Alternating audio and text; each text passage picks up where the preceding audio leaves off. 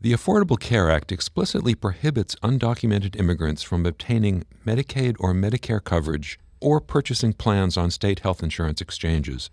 Under President Trump, the Department of Health and Human Services has promised states greater flexibility in structuring their Medicaid programs. But whether that flexibility will apply to states looking to expand coverage for undocumented immigrants remains to be seen. I'm Stephen Morrissey, managing editor of the New England Journal of Medicine, and I'm talking with Taylor Kelley, a clinical lecturer in internal medicine and fellow in the National Clinician Scholars Program at the University of Michigan.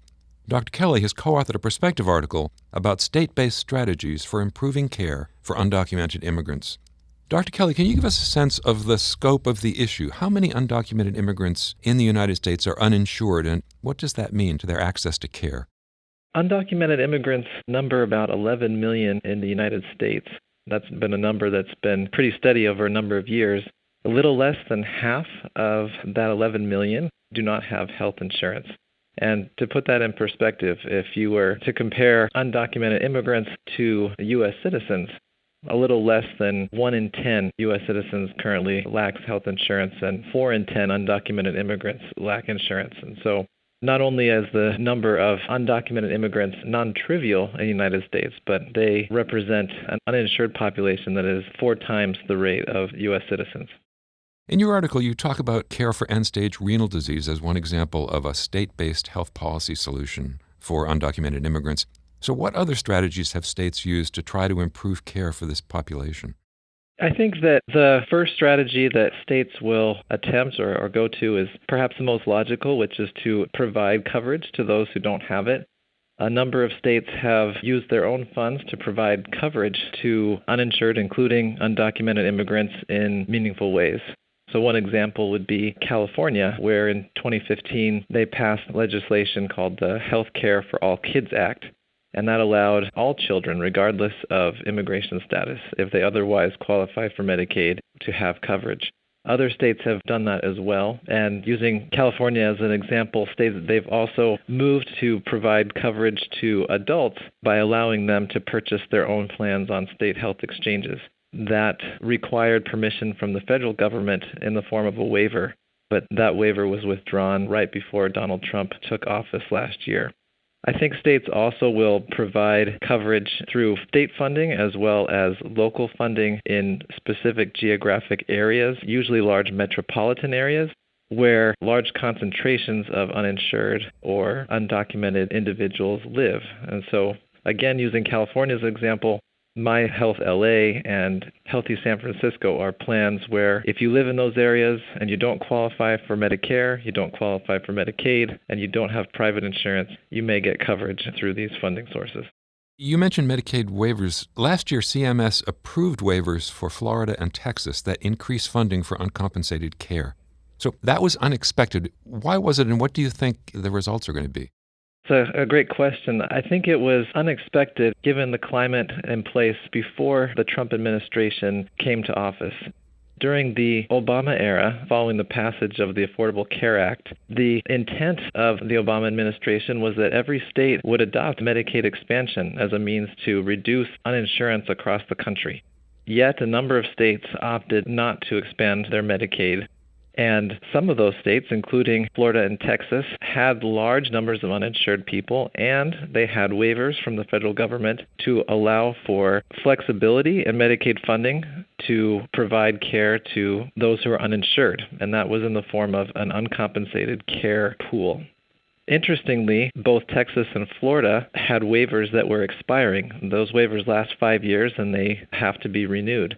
And what the Obama administration said was, look, we expected that states would be expanding Medicaid, and if Florida or Texas had expanded Medicaid, then the numbers of uninsured would have dropped dramatically, and the need for this uncompensated care funding would not have been nearly as great.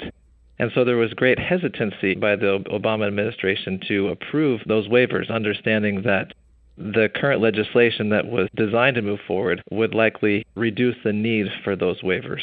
Donald Trump took office, then the pressure to expand Medicaid was gone. And states that had these pressures to get funding, particularly for their safety net health systems, hospitals, were able to appeal to the Trump administration and receive the funding with very little effort. You talk about hospital care. Do states have any options for expanding access to outpatient care for undocumented immigrants? Yes. Over the last several years, there's been a trend in safety net hospital systems to take on the responsibility of the populations for which they serve in a more comprehensive and holistic way. That is in the form of accountable care organization arrangements and other similar programs. In doing that, they have recognized the need to reach others requires a continuum of care, both inpatient and outpatient. And so safety net hospitals increasingly have larger ambulatory networks that are contained within their systems. This has been true in Texas in the Parkland system and true in health systems in states like New York and California.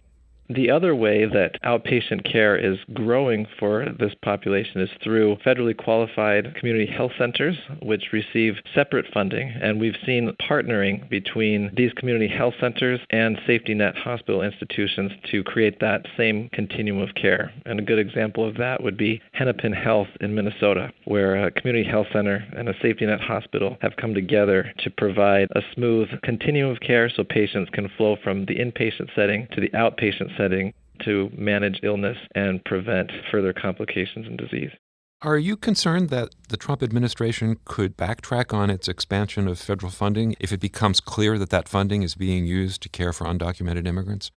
You know, it's no secret that Donald Trump and much of the administration that he has built around him are anti-immigrant in almost every circumstance.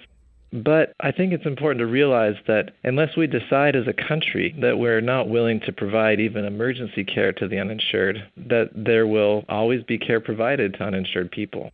And if care is always provided, then funding that care will be necessary to sustain the institutions who are providing it. It makes economic sense, and that is a compelling appeal, even and perhaps especially for a conservative cabinet such as the Trump administration. Finally, what can individual physicians do to protect and improve care for their patients who are undocumented and perhaps for other undocumented immigrants in their communities? The first thing I would say is for those who do provide care for low-income, uninsured individuals, undocumented immigrants, I certainly thank each one of them for the work that they do. These are people who have special needs, and the care that they receive is very important for them individually and I think for us as a society collectively. I would say for those who practice in an individual health center, for them and their health centers, I would encourage them to seek partnerships with safety net hospital systems and institutions. As those partnerships are made, then uncompensated care funding that flows into those systems, it becomes more effective as the care is connected, and that allows providers to take better care of their patients and allows the health systems that are connected to manage both the funding that they receive and the health of their patients more effectively. For those who are seeing patients in safety net hospitals themselves, I think my advice would be to just be mindful of the patient in front of you and understanding that if those partnerships are not in place, if those networks are not there, that when a patient leaves the hospital, the services you might expect may not be there, and that having the foresight to address needs inside the hospital as much as possible before those patients go home where the resources may not be available is invaluable for them. Thank you, Dr. Kelley.